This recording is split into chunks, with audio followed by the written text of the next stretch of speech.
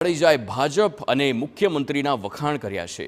રાણાવાવ અને કુતિયાણામાં જીત બાદ કાંદલ જાડેજાનું નિવેદન સામે આવ્યું છે। ભાજપ સરકાર સામે મારે કોઈ વાંધો નથી તેમ કાંદલ જાડેજાનું નિવેદન। હું ભાજપની સાથે છું। કાંદલ જાડેજાએ ભાજપની સ્થાનિક નેતાગીરીને વખોડી છે।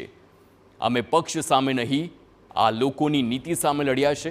કાંદલ જાડેજાનો ઢેલીબેન પર ભ્રષ્ટાચારનો આરોપ છે તો કુતિયાણાની જનતાને હેરાનગતિમાંથી મુક્તિ મળે એટલે મારા ભાઈને મેદાનમાં ઉતાર્યો છે તેમ સ્પષ્ટ કાંદલ જાડેજાનું નિવેદન। તેમણે કહ્યું કે ભાજપ સરકારથી કોઈ વાંધો નથી।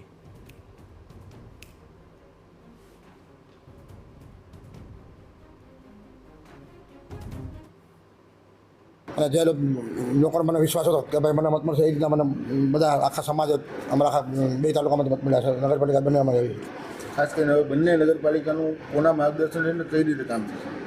હવે આવનારા સમયમાં સરકારશ્રીના માર્ગદર્શન નીચે રાહબર નીચે અમે કુતિયાણાનો વિકાસ કરીશું અને જ્યાં જ્યાં પક્ષને ભાજપને